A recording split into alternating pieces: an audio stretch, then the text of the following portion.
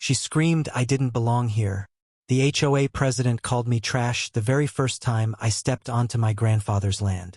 What she didn't know was that this property she tried to drive me from would soon flip the balance of power.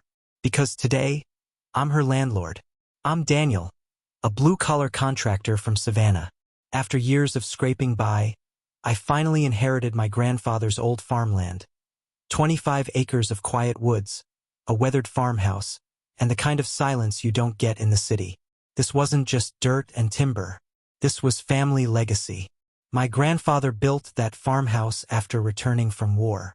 Every corner smelled of history. Motor oil in the shed, pipe tobacco on the porch, sawdust in the barn. Summers here were my escape from reality, the place I learned to swing a hammer and fix wiring with steady hands. When the property finally became mine, I saw more than land. I saw freedom, a chance to build, to breathe, to live without anyone controlling me. But the neighborhood had changed. My grandfather's farm was now surrounded by suburban houses with trimmed hedges and spotless driveways.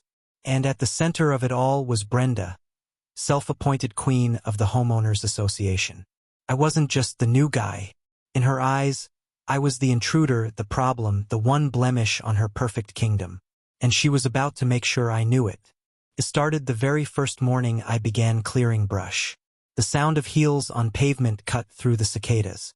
Brenda appeared, clipboard tucked under one arm, designer sunglasses reflecting my sweat-streaked shirt. Her smile was the kind you see in courtrooms before sentencing. "Excuse me," she called, voice sharp as glass. "Do you even live here?" I explained politely. Yes, I inherited the land. Yes, I was fixing it up. No, I didn't need help. Her smile vanished. "This is a respectable neighborhood. We have rules." She handed me a stack of papers, 47 alleged violations.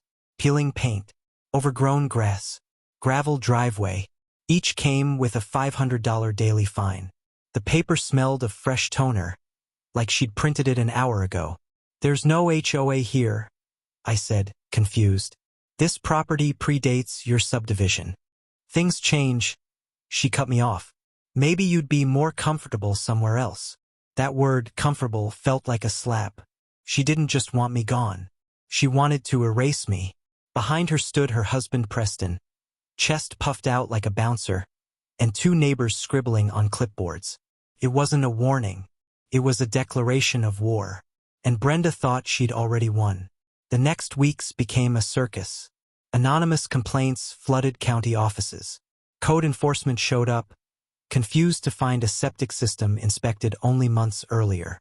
Fire marshals complimented my wiring instead of condemning it. Deputies knocked on my door after suspicious activity reports, only to find me repairing old tools in the workshop. Meanwhile, Brenda's white SUV circled my driveway daily. Sometimes she parked across the street, snapping photos like a tabloid reporter. Other times, forged petitions appeared in my mailbox, neighbors supposedly demanding my removal. But when I called those neighbors, they were furious. They hadn't signed anything. Some signatures belonged to people who didn't even live on the street anymore. The campaign grew bolder.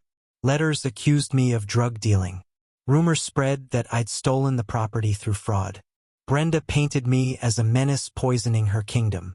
It would have been easier to pack up, sell, and leave. But every insult, every fake violation, every set of watchful eyes only strengthened my resolve. This land was mine. My grandfather fought to keep it in the family, and I wasn't about to let an HOA tyrant bully me off it. Then, one afternoon, as I studied the old property map, I discovered something that made me sit straight up. Brenda had been standing on my land all along. The survey lines were faint but clear. My land stretched 50 feet further east than I realized. And smack in the middle of that strip sat Brenda's pride and joy, her rose garden, stone patio, and the gazebo where she hosted wine nights. Every inch of it stood on my property. For weeks, she'd been trespassing daily, wielding fake authority against me while watering flowers rooted in my soil. But that wasn't all. A deeper dive into county records revealed Preston's insurance business had collapsed. They were drowning in debt, and their perfect suburban retreat was held together by late mortgage payments and maxed-out credit cards.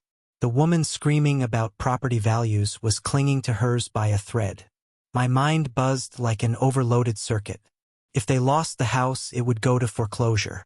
And if it went to foreclosure, I had the right connections, the savings, and the iron will to buy it out from under them.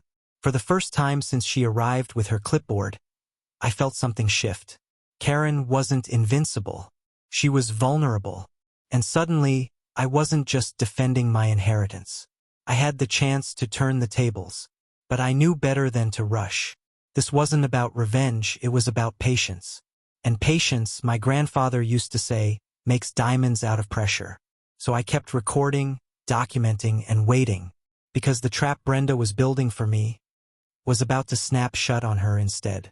When the foreclosure notice hit public records, I was ready. I called my lawyer, lined up financing, and quietly arranged to attend the county auction. Brenda and Preston never suspected. While they were busy filing bogus complaints, I was filing paperwork that mattered. On auction day, the room smelled of old wood and desperation. Preston tried bidding, but their credit was shot. With one final raise of my hand, the gavel dropped. Their house was mine. Took days for the news to reach Brenda. She drove up my driveway, eyes blazing, demanding to know if it was true. I didn't even need to answer. The silence on my face told her everything. The HOA president who tried to evict me was now living under my ownership. And I hadn't even spoken the best part yet. She still thought she had power. She still thought her clipboard and fake violations meant something. But power doesn't come from threats. It comes from deeds. And I held hers in my hand. Brenda stormed into my yard like a hurricane. "You can't do this," she shrieked.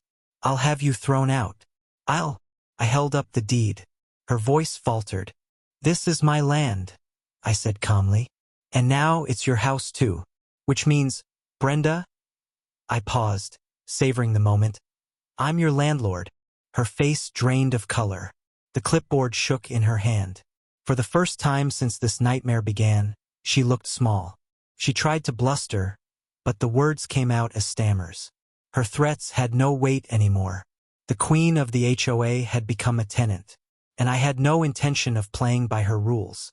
Sitting on my grandfather's porch swing, I watched Brenda's SUV drive past. Slower now, quieter. Justice doesn't always roar. Sometimes it just whispers. Patience wins. She tried to bury me. Instead, she planted the seeds of her own downfall. So tell me, what would you have done in my shoes?